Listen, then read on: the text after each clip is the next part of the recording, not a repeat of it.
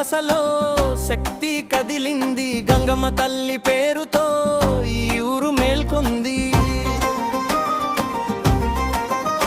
ఊరి పెద్దల అడుగులు గుడిదారి పట్టాయి, అమ్మానవాలు కోసం భక్తి చేతులు జతయ్యాయి. గుడిలో ఉన్న గంగమ్మ గద్దె ఇంటికి నడిచింది, అమ్మ వస్తోందంటే ఎండపల్లి తల వంచింది. గద్దె ఇంట్లో అడుగు పెట్టగానే మంగళ వాయిద్యాల మోగుడు, 9 రోజుల పండగకు అదే తొలి చప్పుడు. ఎండపల్లి గంగమ్మో గద్దె ఇంటి తల్లమ్మో, ఊరంతా నీ ఒడిలో 11 రోజులు నిలిచావో. ఎండపల్లి గంగమ్మో అమ్మ ఆదిశక్తమ్మో, నీ ఆనవాల పడితే చాలు కష్టరన్నీ కాలిపోయో. ముంగిట ముంగిట దీపాలు, మనసు నిండా నమ్మకాలు, గద్దె ఇంట్లో గంగమ్మ కాపాడుతుంది ఊరంతా. గమ్మలు పెద్దలు ఒక్కటై తల్లికి మొక్కుతారు, ఈ ఊరు నిలబడిందంటే నీ దయ వల్లేనమ్మా అంటారు.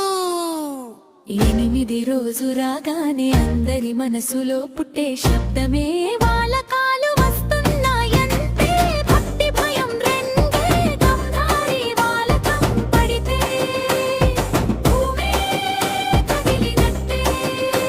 ఆ శక్తి చూపు పడితే దయ్యాలే పారిపోతాయే, అరటి చెట్టు వాలకం ప్రభావాల కాలు, అరటి వాలకాలు అమ్మ రూపాలన్నీ ఒక్క చోట నిలిచాయే. ఎండపల్లి గంగమ్మో అంగారి రూపమ్మో, నీ వాలకం ఊగితే అడ్డొచ్చే శక్తే లేదమ్మో. చివరి రోజు జాతరంటే అంగరంగ వైభవమే, వాలకాలు అవతారాలు అమ్మ శక్తి ప్రదర్శనే.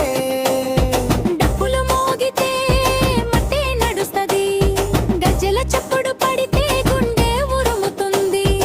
ఊరంతా ఒక్క స్వరం గంగమ్మ తల్లి పేరే, ఆనవాల మళ్ళీ గుడికెళ్తే పండగకు అదే ముగింపు.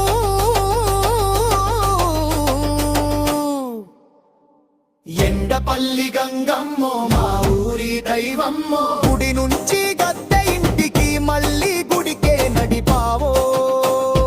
ఎండపల్లి గంగమ్మో తరతరాల తల్లమ్మో, నీ ఆనవాల నిలిచేంత వరకు ఈ ఊరు నిలబడుతుందమ్మో.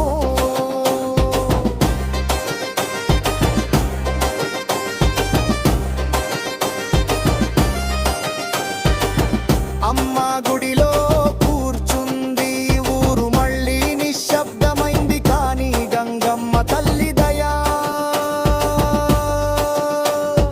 ఎండపల్లిలో నిలిచిపోయింది.